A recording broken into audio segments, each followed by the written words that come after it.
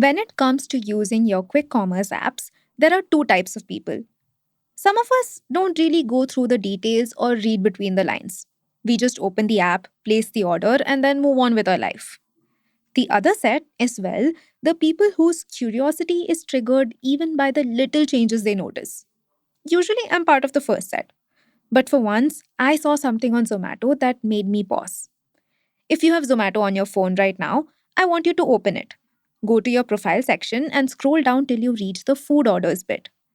There's a new option under it now called Hear from Restaurants.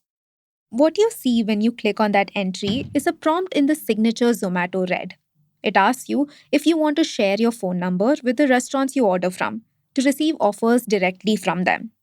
Your options are share my phone number or do not share my phone number. Two bullet points follow. One is the standard about terms and conditions and privacy policies. The other is the important one. It says once shared, your information cannot be withdrawn. At first, it seems like a simple, straightforward update. But you'll be surprised to know that it is actually the result of high drama that has been brewing for almost a decade between restaurants and platforms like Zomato and Swiggy. Restaurants, which are the backbone of these platforms, have a long list of grievances against them.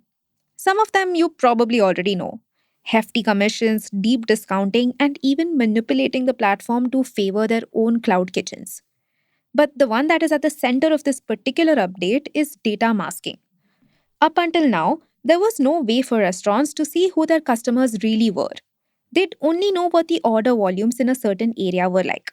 There was no way for them to build loyalty or even convert one time purchases into regulars. Of course, Zomato and Swiggy pushed back on these allegations. But their defense for the data masking was also valid. You can't just hand over contact details of customers that easily. It could lead to people being annoyed by spam and could break the trust users placed in the app. After all, it's about privacy. But now, finally, these food delivery giants have agreed to share customer phone numbers and their order history with restaurants. And of course, the sharing is going to be based on consumer consent. You see, restaurants need contact and order histories of their customers to make smarter decisions about spending. Think about it like this: companies like Zomato and Swiggy aren't just aggregators, they are also competitors, especially through their cloud kitchen offerings like Bistro and Snack. Which is why this access to basic data would make restaurants less dependent on these platforms. Also, it's just fair play, right? But there's more to it. And it's got a lot to do with timing. This win for restaurants comes at a time when they're more dependent on these platforms than ever before. Discovery, delivery, reach, so much of what makes a restaurant successful depends on their positioning on an app.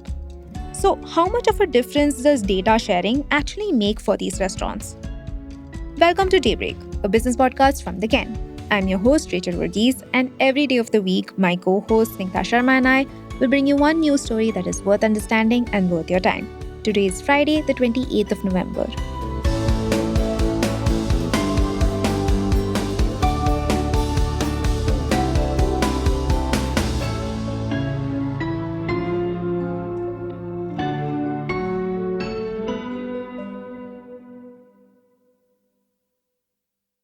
First, let me take you back to 2021. This was when the NRAI, the National Restaurant Association of India, first filed their complaint with the CCI, or the Competition Commission of India. The NRAI represents 5 lakh Indian restaurants. Like we mentioned before, the allegations were quite serious. So it didn't take long for CCI to launch an official antitrust investigation. Last year, Reuters reported that the investigation showed that Zomato and Swiggy were in fact engaging in anti competition activities. And of course, the restaurants that fuel their entire business model were bearing the brunt. The CCI found that Zomato and Swiggy used exclusive deals to favor some restaurants over others. For instance, Zomato offered low commission rates to restaurants that agreed to work only on its platform, while Swiggy promised guaranteed growth to restaurants that listed exclusively with it. In some cases, they were also accused of insisting that the restaurants use the platform's delivery services exclusively. The investigation is actually still underway, though most of the information from it has been under wraps.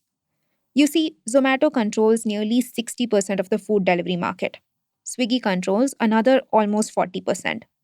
It's kind of a duopoly at this stage. And restaurants have become so dependent on these companies that these platforms can easily do whatever they want. For example, let's imagine you're hungry. Do you open, say, Swiggy, knowing exactly what you're going to order? Or, because it's the end of the month and you have to tighten the purse strings a little, do you browse around a bit to see what the best offers are? Trust the app to give you the best recommendations. To me, the second scenario sounds more familiar. And that is exactly the problem restaurants are facing. Their business relies on being represented in these recommendations. If they're not, then how will they get orders? But that kind of visibility comes at a price. Platforms like Zomato and Swiggy charge commissions ranging from 16 to 30% per order. In some cases, reports say that the commissions have gone as high as 33%, especially when GST charges and payment gateway charges are included. Not just that, even delivery infrastructure is impossible to separate from these platforms. Data or not, restaurants will still need someone to deliver the food, and building delivery networks of their own would be far too expensive. So it's likely that eateries will have to continue paying platforms for logistics. Right now, the rates are typically 25 rupees for orders below 400 rupees and 50 rupees for orders above. And earlier this year, Zomato also added an extra long distance fee of 20 rupees for deliveries that were low value and from 4 to 6 kilometers away. It's really like the restaurants are caught between a rock and a hard place. So now that the decision to share customer details has been made, it feels like a step in the right direction. More on this in the next segment. Why do restaurants want your phone number? Basically, they want to deepen their relationship with customers. They want to make sure that the customers keep coming back. So, they need to understand consumption behavior and tailor their marketing spends to target the likely regulars. Previously, Zomato and Swiggy said that they didn't want to share contact information because that could hurt user trust. And it looks like users agree. Take Shiv Sena leader Milind Diora. In a tweet, he said that this was just going to cause privacy issues and increase chances of data misuse. But there's also something strange about the way the consent prompt is being rolled out by Zomato.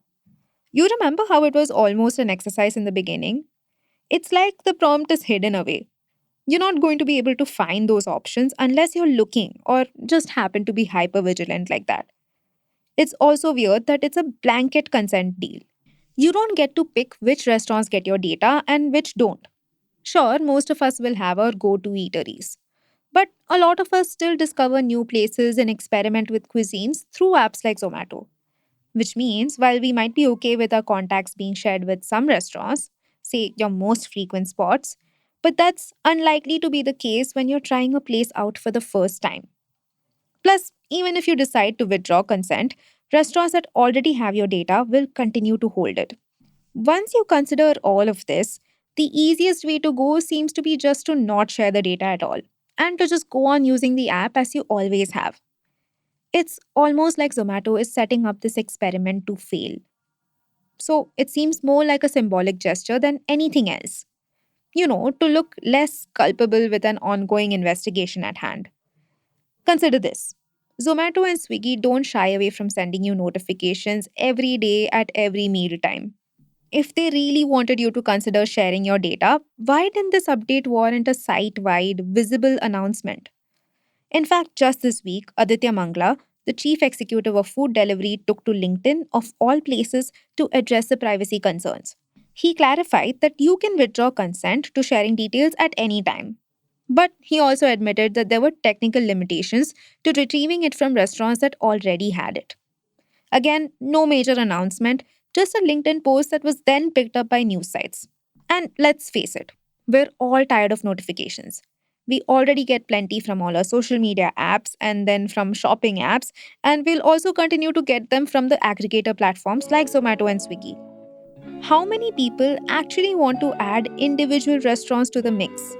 If at the end of the day you're getting a steal deal, does it really matter to a user where the offers come from? My guess is no, it doesn't. So, increasingly, it's looking like the move to share data is mostly a hollow gesture. Only time will tell if restaurants can actually make something out of this new development.